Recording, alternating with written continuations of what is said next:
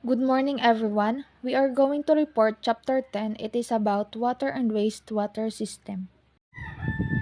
Objectives. At the end of the chapter, the student will be able to first, outline the importance of proper water and wastewater system in the hospitality industry. Second, identify different possible concerns with the quality of water and wastewater system in hospitality industry. Third, enumerate the different usage of water in hospitality, tourism, and leisure establishment. And fourth, discuss water heating concept and explain why they are important in hospitality and tourism establishments. Contents. Steam and hot water use are an important subcategory of water which cost the property not just for the water but also for energy used to heat the water. The cost of heat can vary from 4 to 20 times the cost of water depending on the fuel sources used for water heat. So, diba, ang water is very important to us. Bako lang sa to, kundi para na din ini, importante din ini sa mga hospitality industry. Sabi da digdi, ang paggamit daan ng steam at hot water is important to use water subcategory. And para din sa energies na ginagamit sa pag-init ng tubig. The hospitality industry is obviously worried about problems with water and wastewater. As a major guest attractions, many resorts operations depend on access the pristine bodies of water. In certain regions, the expansion of hospitality facilities is restricted by the availability of sufficient supplies of water or by the capacity of wastewater treatment system. So saro ini sa mga problema kang hospitality industry. Ang water and wastewater. 'Di ba lalong-lalo na sa mga resort kaipuhan ang tubig. So ang resort ito 'di ba ini ang major guest attractions. Tapos sa ibang lugar in certain regions ang pag-expansion kang tubig garo tig restricted na tagaro na uubusan na ning garo ng naaano ang supply. Water usage in the lodging industry. The annual water consumption of the world's lodging industry is in hundreds of billions of gallons and costs millions of dollars. Real use and cost levels of individual hotels differ dramatically by type of hotel, venue, services, and water use management. These statistics indicate that generally, bigger property use more water per room than smaller properties do. If the level of utilities and facilities grow, the amount of water use increases. Sabi man digdi, ang mga bigger properties kadakol magamit ning tubig kada room kaya man da ang gibuhon ini ka mga saradita no. Syempre gamit tayo ng gamit ng tubig. May posibilidad na lumaki o dumami ang paggamit ng tubig. Syempre tataas ini. Further review of water usage data shows that overall water consumption can be greatly influenced by existence of on-site washing, kitchens, extensive irrigation, and cooling towers. Sabi daw dito sa data, mas dakol ang nakonsume ng tubig ang sa on-site washing, sa kitchens, extensive irrigation and cooling water. Syempre sa mga industry baga, kaipuhan talaga ang tubig sa, syempre pa naglalaba kaipuhan ang tubig. Sa washing, sa kitchens, syempre pa nagugas kita, mas dakol nagagamit ang tubig, kumbaga gamit ang tubig. Utilities presume that the amount of water disposed of in the sewage system corresponds to the amount of water both. Not all water used at hospitality facilities, however, enters the sewage system. Water used for cooling towers and irrigation. Given this fact, many water utilities do not charge for the disposal of water that has not entered the sewage system. The high disposal cost show the potential advantage of using of deduct meter in the supplying water to cooling towers, irrigation, and to a lesser extent. Sabi daigdi, daigabos ning tubig na ginagamit sa facilities ay pumapasok sa wastewater sewage. Halimbawa, tubig na ginamit para sa mga cooling tower. Dahil igdi, dakol na kagamitan sa tubig ay daidaan naniningil para sa pagtatapo ng tubig na nakakalaag sa sewage. Bullington et al. 2008 found out in their study that 60% of those with cooling tower facilities and 40% of those with irrigation use deduct meters. This percentage shows that many properties that will benefit from deduct metering do not use it because 75% of water utilities studied allowed deduct metering. Base sa study ni Bullington, 60% kang cooling tower facilities and 40% ang igwang irrigation na nagagamit ning deduct meters. Ining mga percentage na ni kadakol ning properties ang nagbe-benefit sa deduct meter. Tas 75% of water facilities allowed to use deduct meter. The advantage of using deduct meters on pools is much more restricted than on cooling towers or irrigation, given the relatively low water use attributed to swimming pools in the same report. This is possibly one of the reasons why just 20% of pool properties use deduct meters. So, igdi man, ang advantage man kang deduct meter, especially sa mga pool, tigihigpitan sinda kaysa mga cooling tower or irrigation. Dahil hababa magamit ning tubig ang mga cooling tower kaysa mga swimming pool. A number of sources, including man-made or natural sources such as wells, rainwater collection, reservoirs, rivers, seas, and ocean, can provide water via desalination. Hotel operation can get their water supply from water utility near them. Water system. In order to establish water conditions suitable for the intended use, each subsystem must have special equipment mounted. For example, the property should be able to make the water pass through a softener and then a water heater dedicated to laundry application when supplying hot water for use laundry. In building cooling and heating system, the chilled and heated water circulated is not part of what is usually considered to be the building water system. Water is not potable or drinkable in such system. Storm sewer system. The storm sewer system is active in rainwater disposal. It flows directly to a certain discharge site where the rainwater join a river, lake, or other drainage channels. Some examples of storm sewer are drains that carry surface water runoff from rain, melting snow, and overflow from lawn water. These sewers conveys this runoff to water bodies such as catch basins, rivers, and lakes. Here are the sample of illustration of storm sewer system. The wastewater systems carrying grease will flow through a grease separator.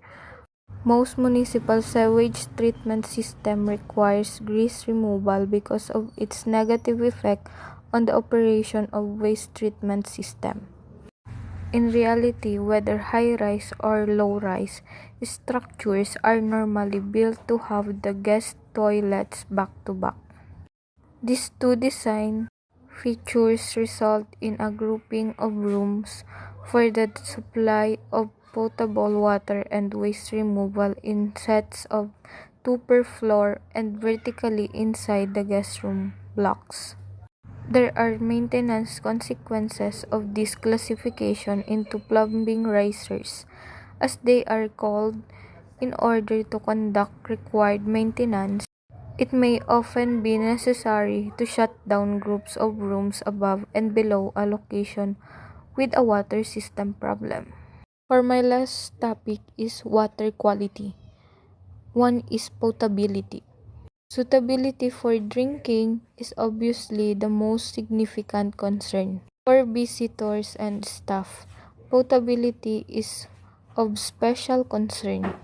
This includes researching a number of criteria, including the presence of bacteria, nitrates, trace cells, and organic chemicals in the water.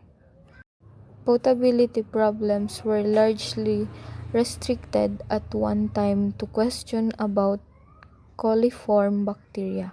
Coliform bacteria is which indicates the presence of human or animal feces in the water supply. When a well is used and the well becomes polluted by the surrounding septic system, such contamination may occur. Hot water demand. Hotels require significant quantities of hot water for guest showers, laundry, kitchen operations, and employee facilities like locker rooms and fitness centers. Meeting peak demand during morning hours is critical. However, caution is necessary as excessively high water temperatures above 115 Fahrenheit or 46 degrees Celsius can cause scalding. Hotels have diverse hot water needs, ranging from guest amenities to kitchen operations. Meeting peak morning demand is crucial. However, caution is needed to avoid scalding with a recommended upper limit of 115 Fahrenheit or 46 degrees Celsius. Water heating options. Directly fired water heaters. Common in residences, restaurants, and hotels. These heaters use combustion to transfer heat to water. They may have central or district storage tanks. Directly fired water heaters is common in various settings. These heaters use combustion for heat transfer and they can have centralized or separate storage tanks for the hot waters. Number 2. Indirectly fired water heaters. More common in steam installation, these units transfer heat from steam to water using a coil or heat exchanger. They require flues for steam but can be placed in location without outside air access. Common in steam setups, these units transfer heat from steam to water using coil or heat exchanger. They require flues for steam but offer flexibility in placement. Number 3. Heat pump water heaters or HPWHS. Heat pump water heaters collect heat from various sources using refrigeration cycle, offering energy efficient heating. They are cost effective and they can pay themselves in less than a year. These units collect heat from diverse sources through a refrigeration cycle, providing energy efficient heating and have a quick return on investment. Maintenance concerns. Regular maintenance ensures efficient water system. Number 1. Water treatment essential for suitability and different application. Number 2. Anode displacement. Minimizes corrosion in water heaters.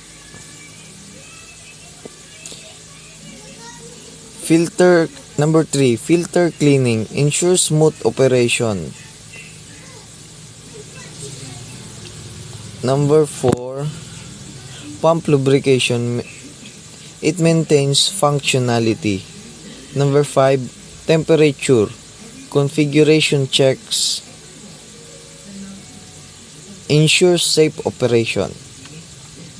Number 6. Pressure relief valve inspection. Crucial for the overall water heaters. For the safety of all water heaters. Next is corrosion prevention. Corrosion in water piping system can stem from factors like pH levels, oxygen content, chemical makeup, galvanic corrosion due to dissimilar metals, and the water temperature monitoring pH levels. Managing oxygenation and understanding chemical compositions are vital. pH levels, monitoring and managing acidity or alkalinity is vital. That is the pH level. And the oxygen content is the proper control of oxygen levels helps to prevent corrosion or like rust. Next is the chemical makeup. Understanding and managing chemical composition is essential for corrosion prevention. And the galvanic corrosion caused by contact between the similar metals. For example is if the metals that are used in the piping system are dissimilar, it may cause corrosion.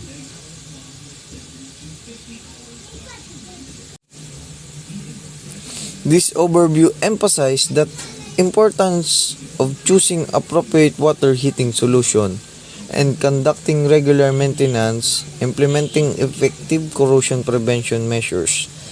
These practices not only ensure guest comfort and safety in hotels but also optimize the efficiency and the durability of the water heating system.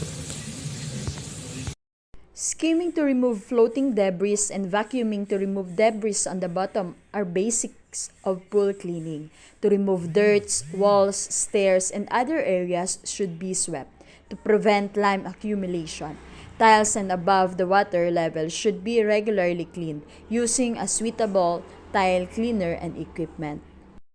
Para maiwasan ang lime accumulation or itong pagbara sa luwasan ng tubig, it must be regularly cleaned, paglilinig ng araal daw sa swimming pool, vacuuming it, and may mga suitable lang na equipment and chemical na ginagamit sa pool na panlinig. Iyon niyo ang paraan para maiwasan ang lime accumulation sa sarong pool.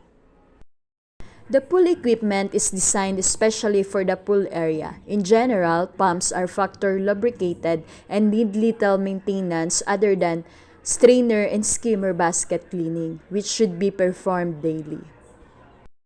Ang pumps, device siya or equipment na ginagamit sa pool para maghigop ng maating tubig and then napaprocess sa duman sa device na nilalagan siyang filtered tapos nililinig to be healthier and then pagluwas ka to, magiging warm water na siya.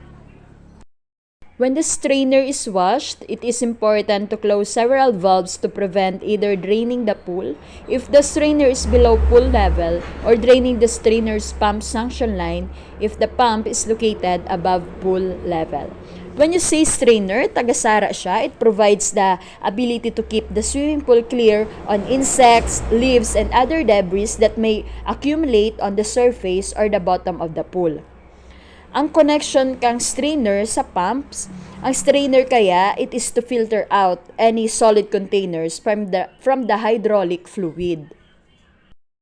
In order to keep the water clean and to ensure adequate flow in the piping system, the filter needs daily cleaning or backwashing depending on the filter type. Para magpanatiling malinig ang tubig, kaipuhan daang daily cleaning or backwashing. And depende ito sa filter type. Pool water cleanliness requires maintaining a proper water temperature and acidity-alkalinity balance. Ang pH level in swimming pool above 7 means the water is alkaline, while below 7 indicate acidity. Since pool chemistry and temperature can be influenced by the number of bathers, the strength of sunshine, and the wind and rain for outdoors pool, maintaining proper pool condition can be challenging.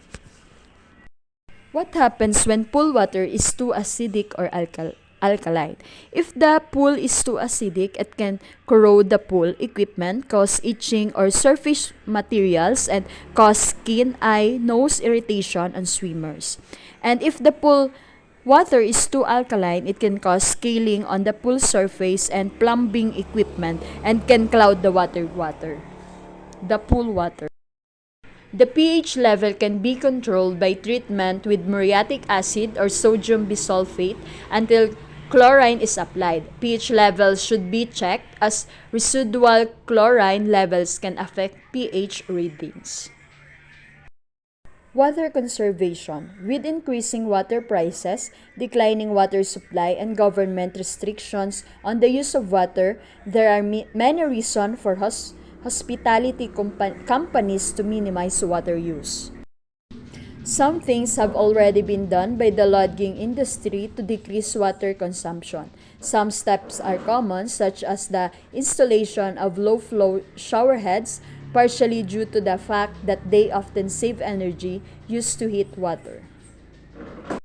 Water reuse measures known as gray water are less common but growing. The use of water recycling with increased pressure to decrease water use is expected in the future.